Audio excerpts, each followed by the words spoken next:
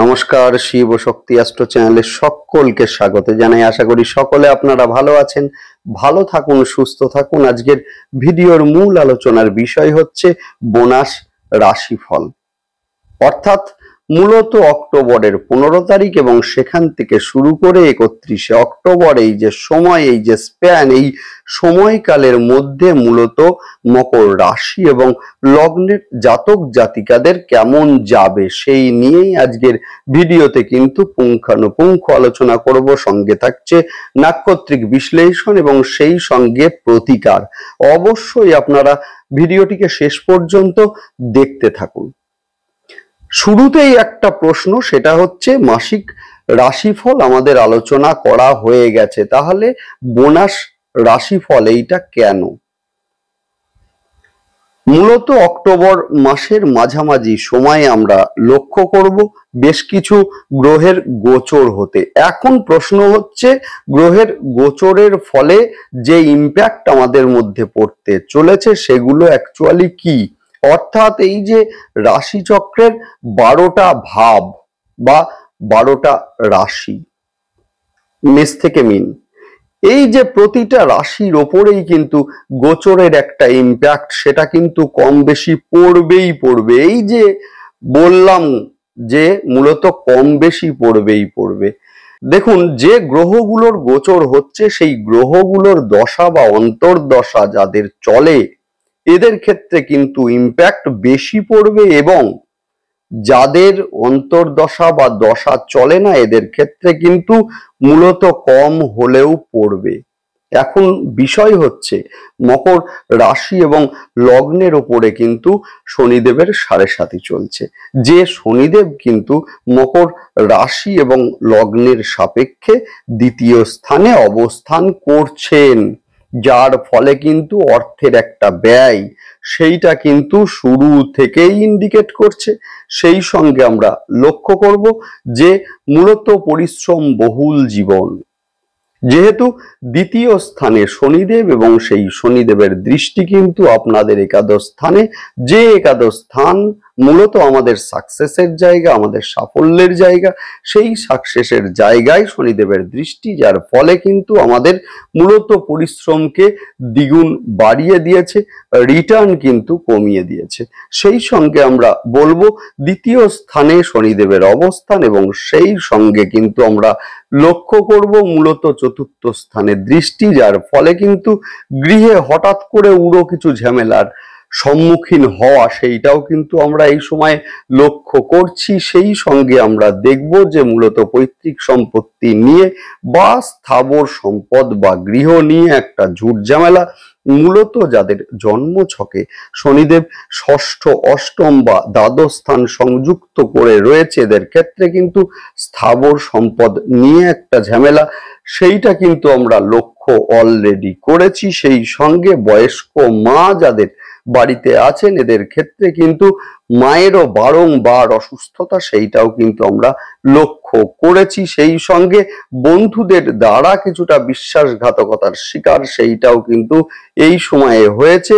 সেই সঙ্গে শনিদেবের আপনাদের অষ্টম স্থানে দৃষ্টি, যার ফলে কিন্তু আমরা লক্ষ্য করেছি যে শারীরিক দিক থেকেও কিন্তু বিগত 2.5 বছর ধরে যথেষ্ট সমস্যার মধ্যে দিয়েই কাটছে মকর রাশি এবং লগ্নের জাতক জাতিকাদের। এখন প্রশ্ন হচ্ছে ট্রানজিটের ফলে কি হবে।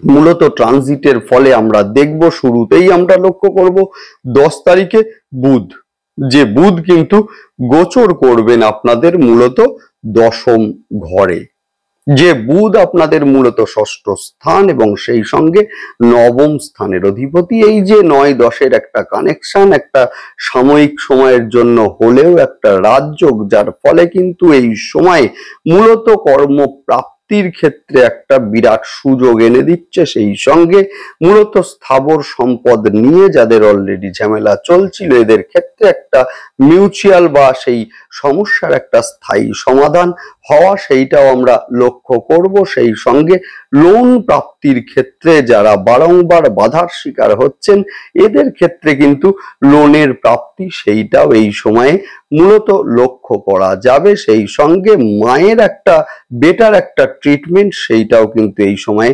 লক্ষ্য করব।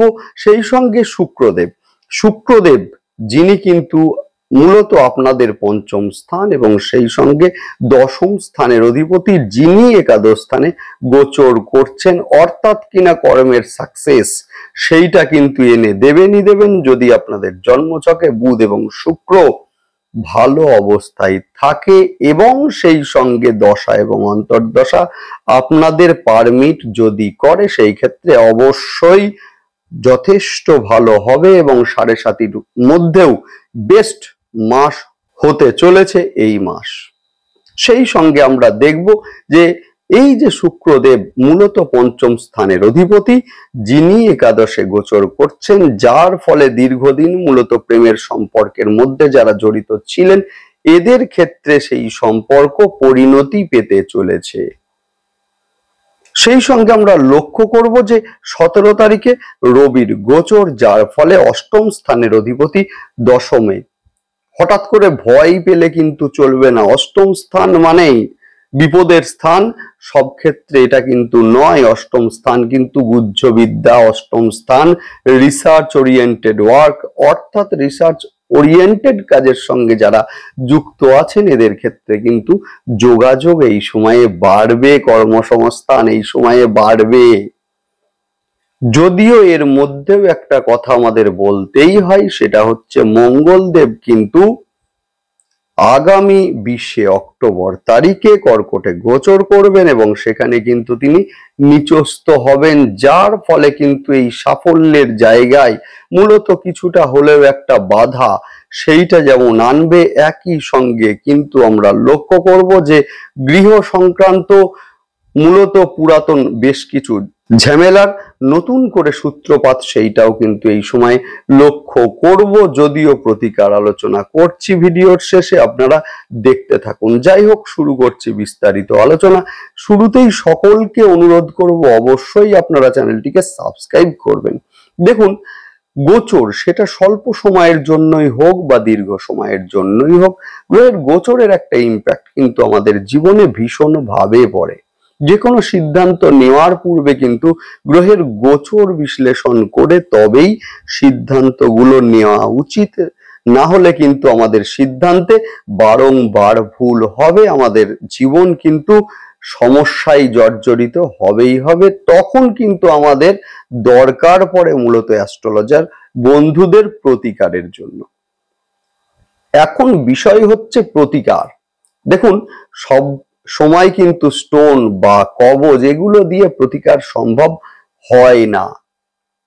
অন্ততপক্ষে আমি একটাই কথা বলবো, সেটা হচ্ছে যে কার্মিক যে প্রতিকার, অর্থাৎ কিনা সাইড এফেক্ট বিহীন যে প্রতিকার, সেই প্রতিকার আপনারা করুন। দেখুন, আমার হাতে কোনো স্টোন নেই, একটাই কথা বলবো যে স্টোন বা কবজ এগুলো প্রতিকার, এটা ঠিকই, কিন্তু একমাত্র প্রতিকার এগুলো নয়।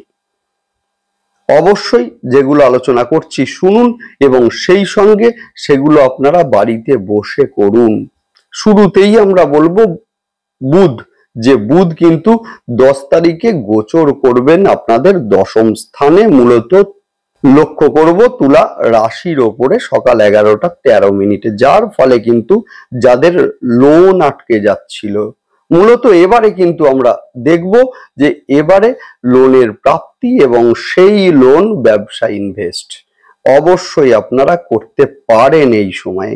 সেই সঙ্গে আমরা বলতে পারি যে মূলত দেখব যে পিতার শারীরিক অসুস্থতা নিয়ে যারা জর্জরিত ছিলেন, মূলত এবারে লক্ষ্য করব বেটার একটা ট্রিটমেন্ট এবং যার ফলে কিন্তু দ্রুত আরোগ্য হওয়া তার, এইটাও কিন্তু আমরা লক্ষ্য করব। সেই সঙ্গে মূলত পিতার আয় বৃদ্ধি পাবে মূলত এই সময়ে। কর্মপ্রাপ্তির ক্ষেত্রে নতুন দিশা সেইটা কিন্তু এই সময়ে লক্ষ্য করা যাবে। বিশেষ করে যারা এজেন্সিমূলক বিভিন্ন কর্মের সঙ্গে যুক্ত, মিডিয়া অথবা লয়ার আছেন এদের ক্ষেত্রে কিন্তু আয় এই সময়ে বাড়বে নিঃসন্দেহে। কর্মস্থলে অহেতুক বেশ কিছু ঝামেলার সৃষ্টি হতে পারে মূলত এই সময়ে, সেই সঙ্গে বাড়িতে কিছু উড়ো ঝামেলার সম্মুখীন হওয়া সেইটা কিন্তু এই সময়ে আপনাকে হতে হবে। সেই সঙ্গে বলবো যে মূলত কর্মস্থলে শত্রুতা সেইটাও কিন্তু মূলত কিছুটা এই সময়ে বৃদ্ধি পাবে। নেক্সট আলোচনা করব শুক্রদেব মূলত আপনাদের 13 অক্টোবর তারিখে বৃশ্চিকে সকাল 6:08 গোচর করবেন, যার ফলে কিন্তু এই সময়ে যারা পরিশ্রম করছিলেন কিন্তু রিটার্ন আসছিল না, আমি বলবো এবারে আপনারা চেষ্টা করুন। যারা জবের জন্য বিভিন্ন কোম্পানিতে চেষ্টা করছিলেন, বাধা আসছিল, এবারে আপনারা চেষ্টা করুন, অবশ্যই বাধা কাটবে। সেই সঙ্গে বলবো যে মূলত প্রেমের ক্ষেত্রে, প্রেমের সম্পর্কের মধ্যে যারা জড়িত ছিলেন, বিবাহ হচ্ছিল না, এবারে অবশ্যই ভালো গোচর আছে, এই সময়ে চেষ্টা করুন, অবশ্যই হবে। সেই সঙ্গে সন্তানের ক্ষেত্রে বেটার রেজাল্ট সেইটাও কিন্তু এই সময় আমরা লক্ষ্য করব। শিক্ষার কারণে যারা বিদেশে যেতে চাইছেন এই সময়ে কিন্তু তাদের ক্ষেত্রে যথেষ্ট ভালো সময়। সেই সঙ্গে আমরা বলবো যে শুক্রদেব একাদশ স্থানে গোচর করছেন, যার ফলে কিন্তু ফাটকা অর্থ, অর্থাৎ কিনা পঞ্চম স্থানের অধিপতি একাদশে গোচর করছেন, ফাটকা কিছু অর্থ এই সময়ে প্রাপ্তির যোগ আছে। যদি আপনাদের শুক্রদেবের দশা বা অন্তর্দশা এই সময়ে চলে অথবা দীর্ঘদিন ধরে অর্থ আটকে ছিল, পাচ্ছিলেন না, এবারে চেষ্টা করুন, অবশ্যই পাবেন। গর্ভস্থ সন্তান যাদের আছে এদের ক্ষেত্রেও সময়টা যথেষ্ট ভালো। নেক্সট আলোচনা করব রবি 17 অক্টোবর তারিখে গোচর করবেন আপনাদের দশম স্থানে 7:52, যার ফলে কিন্তু কর্মস্থলে শত্রুতা বৃদ্ধি এই সময় কিছুটা হলেও হবে। এবং সেই সময়ে বলবো যে আপনার কিছু ভুল সিদ্ধান্ত এবং যার ফলে বেশ কিছুটা ঝামেলার মধ্যে জড়িয়ে পড়া সেইটাও কিন্তু এই সময় লক্ষ্য করা যাবে। রিসার্চ ওরিয়েন্টেড কাজের সঙ্গে যারা যুক্ত আছেন এদের ক্ষেত্রে কিন্তু উন্নতি এই সময় আছে। পৈতৃক সম্পত্তি নিয়ে যাদের ঝামেলা অলরেডি চলছিল সেই ঝামেলা মূলত কিছুটা বৃদ্ধি পেতে পারে, যদিও এই সময়ে আপনি আপনার ইগোকে কন্ট্রোল করুন। নেক্সট আলোচনা করব 20 অক্টোবর তারিখে মঙ্গল দেবের গোচর, যার ফলে কিন্তু ব্যবসায় কিছুটা উত্থান পতন এই সময়ে লক্ষ্য করব। জমি ফ্ল্যাট ক্রয় বিক্রয়ের মধ্যে যারা যুক্ত আছেন এদের ক্ষেত্রে বলবো একটু সাবধানে ব্যবসা করুন। সেই সঙ্গে মূলত পার্টনারশিপের ব্যবসার ক্ষেত্রে বুঝে ইনভেস্ট আপনারা করুন। স্বামী স্ত্রীর মধ্যে কিছুটা ঝামেলার সৃষ্টি বা কিছুটা মিসআন্ডারস্ট্যান্ডিং সেইটা এই সময় লক্ষ্য করা যাবে, অথবা স্বামী স্ত্রীর শরীর নিয়ে কিছুটা দুশ্চিন্তা সেইটা কিন্তু এই সময়ে বৃদ্ধি পেতে পারে। নেক্সট আলোচনা করব সেটা হচ্ছে নাক্ষত্রিক বিশ্লেষণ নিয়ে। শুরুতেই বলবো উত্তরাষাঢ়া নক্ষত্রের জাতক জাতিকাদের ক্ষেত্রে একটাই কথা, এই সময়ে কিন্তু কর্মস্থলে শত্রুতা বৃদ্ধি পাওয়ার সম্ভাবনা আছে। সুতরাং অবশ্যই যে প্রতিকারগুলো বলছি ভিডিওর শেষে আপনারা করুন। সেই সঙ্গে বলবো রিসার্চ ওরিয়েন্টেড কর্মের সঙ্গে যারা যুক্ত এদের কিন্তু যথেষ্ট ভালো হবে। সেই সঙ্গে এই সময়ে কিন্তু যে সমস্ত সরকারি চাকুরি মূলত পরীক্ষাগুলো হবে সেই ক্ষেত্রে, অর্থাৎ যে সমস্ত কম্পিটিটিভ এক্সামগুলো হবে সেই এক্সামে কিন্তু মূলত সফলতা আপনার অবশ্যই আসবে যদি রবি আপনার ন্যাডাল চার্টে ভালো অবস্থায় থাকে। তো সেই সঙ্গে বলবো যে পৈতৃক সম্পদ নিয়ে যাদের অলরেডি ঝামেলা চলছিল এই সময় কিন্তু আপনারা ইগোকে কন্ট্রোল করুন, অবশ্যই ঝামেলা মিটবে এই সময়। নেক্সট আলোচনা করব শ্রবণা নক্ষত্রের জাতক জাতিকাদের ক্ষেত্রে। মূলত এই সময়ে কিছুটা ইমোশনাল হয়ে পড়তে পারেন শ্রবণা নক্ষত্রের জাতক জাতিকারা। ধর্মস্থানে ভ্রমণ এই সময়ে হবে, গুপ্ত শত্রুতার শিকার হতে পারেন শ্রবণা নক্ষত্রের জাতক জাতিকারা। হঠকারী সিদ্ধান্ত থেকে বিরত থাকুন। এই সময়ে কিন্তু ধৈর্যচ্যুতি ঘটতে পারে বা হঠাৎ করে রেগে যাওয়ার একটা প্রবণতা, সেইটা কিন্তু এই সময় লক্ষ্য করা যাচ্ছে। নেক্সট আলোচনা করব ধনিষ্ঠা নক্ষত্রের জাতক জাতিকাদের ক্ষেত্রে ব্যবসায় কিছুটা উত্থান পতন এই সময়ে লক্ষ্য করা যাবে। সেই সঙ্গে বলবো পার্টনারশিপের ব্যবসা বুঝে করুন। হঠাৎ করে ব্যবসা ইনভেস্টের ক্ষেত্রে আপনারা অবশ্যই ভালো করে বুঝে জেনে বুঝে নিয়ে তারপরে আপনারা ইনভেস্ট আপনারা করুন। সেই সঙ্গে বলবো স্বামী স্ত্রীর মধ্যে মিসআন্ডারস্ট্যান্ডিং সেইটা কিন্তু এই সময় লক্ষ্য করা যাবে। সেই সঙ্গে স্বামী বা স্ত্রীর শরীর নিয়ে কিছুটা দুশ্চিন্তা সেইটা কিন্তু এই সময়ে থাকছে। নেক্সট আলোচনা করব প্রতিকার নিয়ে। শুরুতেই বলবো এই সময় মানে দেবীপক্ষের শুরু অলরেডি হয়ে গেছে, অর্থাৎ মূলত পুজোর কদিন আপনারা দুর্গা সপ্তশ্লোকী স্তোত্র পাঠ করুন। রাহু আপনাদের মূলত তৃতীয় স্থানে এবং সপ্তম স্থানে দৃষ্টি, একাদশ স্থানে দৃষ্টি দিয়ে বসে আছে, যার ফলে দুর্গা সপ্তশ্লোকী স্তোত্র পাঠ করুন। ভীষণ ভালো রেজাল্ট আপনারা পাবেন, মিলিয়ে নিন। এবং সেই সঙ্গে বলবো তামার গ্লাসে জল খাওয়া অভ্যাস আপনারা করুন। স্নানের পরে সূর্যার্ঘ্য দিন এবং সূর্য প্রণাম আপনারা করুন। সেই সঙ্গে বলবো অবশ্যই, যেহেতু মঙ্গলদেবের গোচর এবং মঙ্গলদেব কিন্তু নিচস্থ হচ্ছেন, অর্থাৎ মূলত 27 বার আপনারা মা বগলামুখীর ধ্যান মন্ত্র পাঠ করুন। ভীষণ ভালো রেজাল্ট আপনারা পাবেন। মঙ্গলবার এবং শনিবার আপনারা হনুমান চল্লিশা পাঠ আপনারা করুন, ভীষণ ভালো রেজাল্ট আপনারা অবশ্যই পাবেন। সেই সঙ্গে মা দক্ষিণা কালীর ধ্যান মন্ত্র অবশ্যই আপনারা পাঠ করুন অথবা শুনুন। দ্বিতীয় শনিদেবের অবস্থান, ভীষণ ভালো রেজাল্ট আপনারা পাবেন, অবশ্যই পাবেন। সেই সঙ্গে সোমবার এবং শনিবার করে রুদ্রাভিষেক আপনারা করুন। শনিবারের দিন রুদ্রাভিষেকের পরে একটু কালো তিল মহাদেবকে অর্পণ করুন, করেই দেখুন, দুর্দান্ত রেজাল্ট আপনারা অবশ্যই পাবেন। যাই হোক, ভালো থাকুন, সুস্থ থাকুন এবং সেই সঙ্গে অবশ্যই আপনারা চ্যানেলটিকে সাবস্ক্রাইব করে নেবেন। নমস্কার।